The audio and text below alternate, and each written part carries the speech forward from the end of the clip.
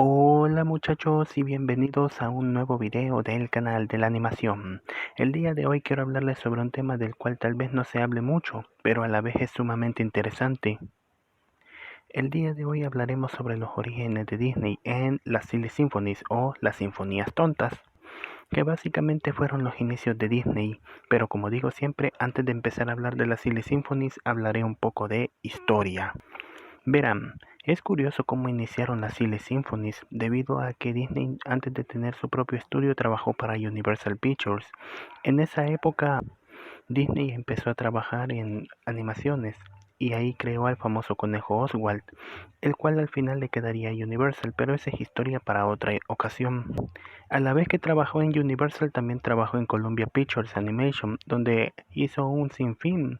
Bueno, hizo alrededor de unas 20 animaciones. Estas animaciones, a pesar que son los inicios de Disney, no se consideran como tal los inicios de la compañía debido a que fueron creadas en otra compañía. Pero es curioso ver cómo iniciaron, y a pesar de que es algo simple para el tiempo, pareciera un poco simple. Debo admitir de que tiene mucha historia por detrás.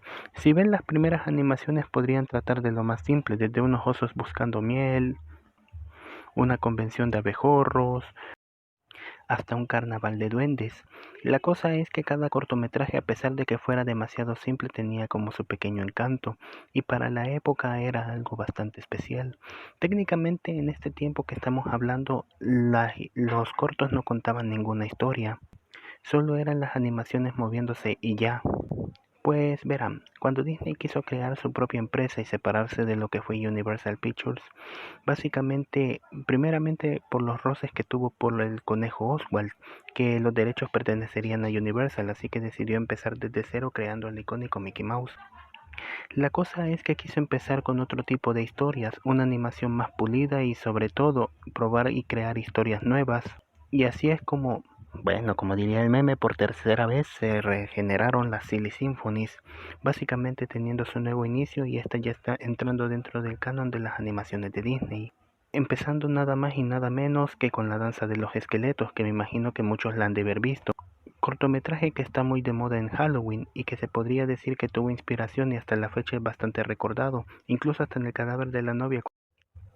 Incluso en el cadáver de la novia, cuando los esqueletos bailan, es referencia a ese cortometraje. Y desde entonces empezaron a crear cortometrajes con un estilo diferente. Por ejemplo, El taller de Santa, otro cortometraje icónico, donde vemos cómo Santa Claus crea los juguetes. Y estos cortometrajes algunos tuvieron secuela, como podrían ser Los tres cerditos, o sobre todo La liebre y la tortuga. Básicamente en esta época de los cortometrajes, Disney como que empezó a crear personajes icónicos, ya que personajes como la liebre, la tortuga, los tres cerditos, el Santa Claus que se muestra ahí, son personajes que se mantienen en la mente hasta el día de hoy, sobre todo los tres cerditos.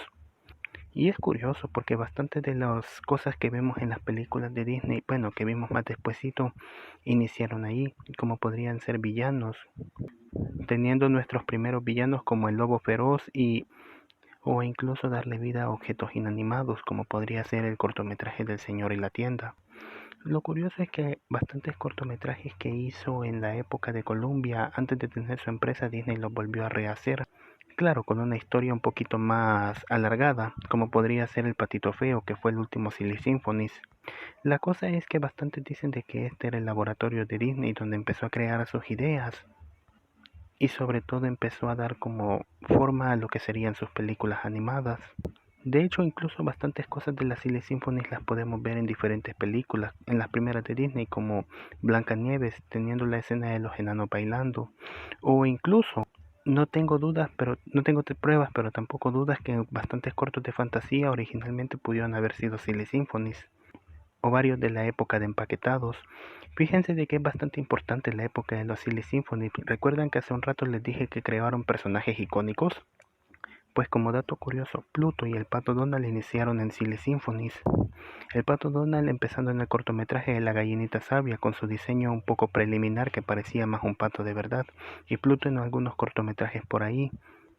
Las Silly Symphonies se volvieron más de moda porque Disney quería alejarse un poquito de lo que era Mickey Mouse, quería ofrecer más personajes, debido a que las otras compañías de caricaturas tenían un sinfín o una variedad de personajes, y no habría sido lo ideal, ya que si se fijan la mayoría de caricaturas de ese tiempo, las empresas de caricaturas contaban con una variedad de personajes, como los famosos Looney Tunes que tenían una gran variedad de personajes, y Disney no quería quedarse atrás simplemente presentando a Mickey y a sus amigos, ya que quería expandir más que todo, como les digo.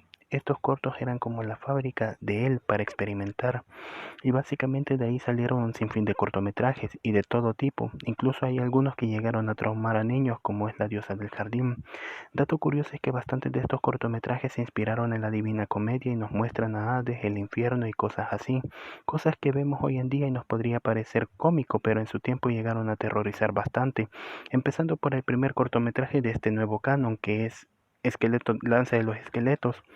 Como verán, Disney estuvo practicando bastantes cosas en estos cortometrajes que luego perfeccionaría en sus películas, como por ejemplo su primer cortometraje a color que fue Árboles y Flores.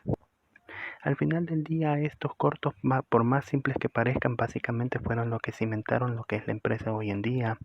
¿Y ustedes qué me dicen? ¿Ya habían visto estos cortometrajes?